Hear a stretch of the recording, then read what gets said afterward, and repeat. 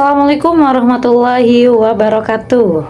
Alhamdulillahirabbil alamin wa bihi nasta'in wa ala umuri dunya waddin wassalatu wassalamu ala asrofil anbiya'i wal mursalin wa ala alihi wa sahbihi ajmain amma ba'd.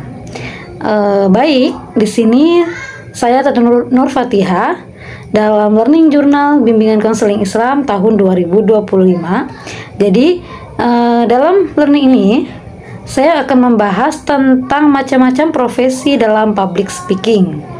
Apakah sudah tahu teman-teman apa saja profesi yang ada pada public speakingnya?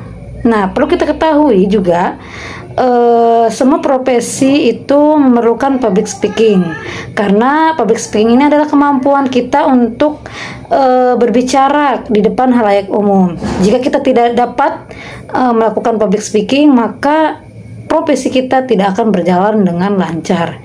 Jadi macam-macam profesinya. Yang pertama yaitu ada penyiar. Nah, penyiar adalah komunikator dalam proses komunikasi karena ia bertugas sebagai pengirim pesan untuk halayaknya. Seorang penyiar dapat menilai kualitasnya sekaligus memperbaiki dengan melakukan berbagai teknik. Yang pertama yaitu ada teknik kecepatan, yang kedua yaitu ada teknik tekanan, yang ketiga ada teknik proyeksi, yang keempat ada teknik jeda, yang kelima ada teknik pengucapan, dan yang keenam ada teknik kepribadian. Kemudian di sini juga ada profesi sebagai MC atau Master of Ceremony. Nah, MC ini merupakan adalah seorang yang memiliki keterampilan seni dalam bidang improvisasi untuk menghantarkan acara dengan teratur, baik, dan memiliki karakteristik yang khas. Adapun fungsi dari MC itu sendiri yaitu bertugas untuk memandu acara dan bertanggung jawab atas kelancaran dan suksesnya suatu acara. Nah, jadi lancar atau suksesnya suatu acara itu ada pada tangan MC atau Master of Ceremony, karena MC lah yang akan memandu jalannya acara. Jika tidak ada MC, maka acara pun tidak akan berjalan sesuai dengan apa yang diinginkan. Kemudian ada standar kepribadian yang cocok untuk menjadi profesi menjadi MC. Yang pertama yaitu ekstrovert. Kenapa ekstrovert? Karena seorang MC itu sangat berbaur dengan atau berinteraksi dengan banyak orang. Nah, jika kita introvert gitu, itu akan menyulitkan kita untuk berhubungan dengan audiens kita. Kemudian yang kedua yaitu ada generalist, yang ketiga yaitu ada fleksibel, yang keempat ada friendly. Kemudian prinsip-prinsip Master of Ceremony yang pertama yaitu jika acara bersifat formal, MC tidak perlu improvisasi yang tidak sesuai. Kemudian yang kedua yaitu jika acara bersifat semi formal, biasanya ada pembawa acara dan moderator. Yang ketiga yaitu ada jika acara bersifat informal, MC perlu improvisasi agar suasana lebih hidup atau audiens ini agar dapat umpan balik begitu. Kemudian yang keempat yaitu MC harus menguasai public speaking, psikologi halayak ramai, kemudian bahasa, sosiologi dan etika kepada audiensnya. Kemudian MC juga harus mengatasi hambatan dan bertanggung jawab atas kelancaran acara.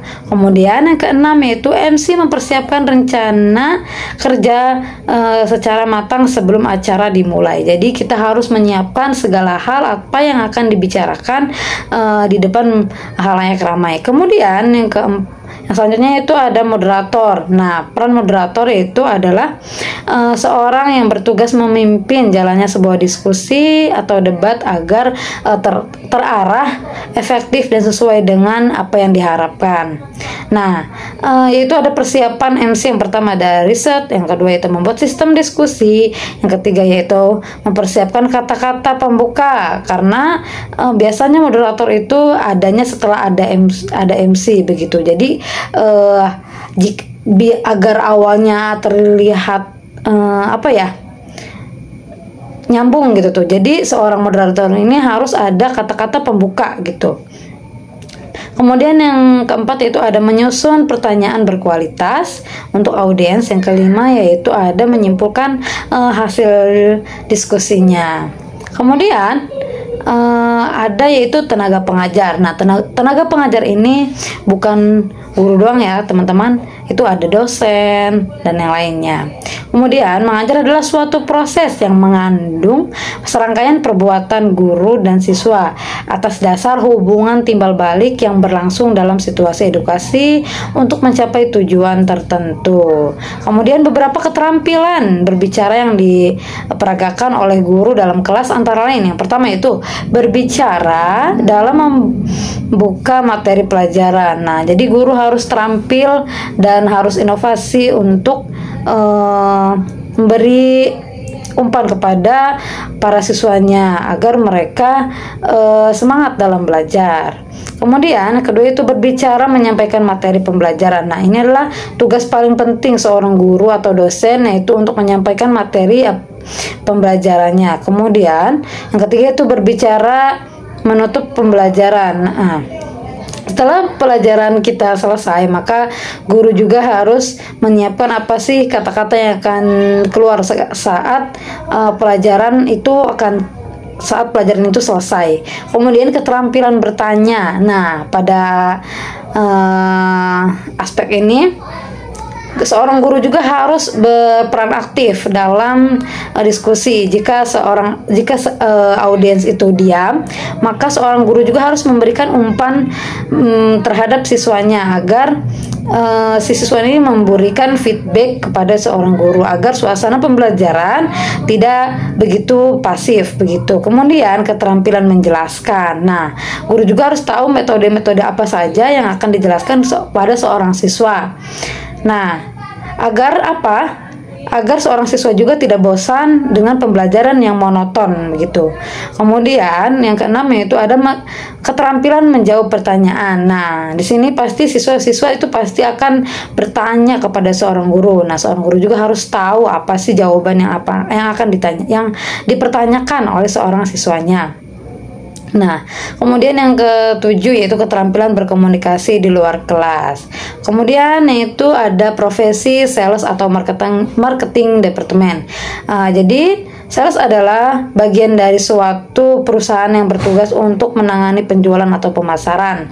Nah, fungsi sales ini yaitu yang pertama yaitu untuk memotivasi calon pelanggan agar membeli produknya. Nah, ini adalah tugas atau tujuan awal seorang sales agar si pembeli itu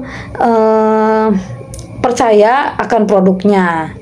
Kemudian yaitu sasaran penjualan. Yang ketiga itu meyakinkan manfaat dan kelebihan produksi atau produk. Nah, jadi seorang sales ini memberikan keyakinan terhadap si pembelinya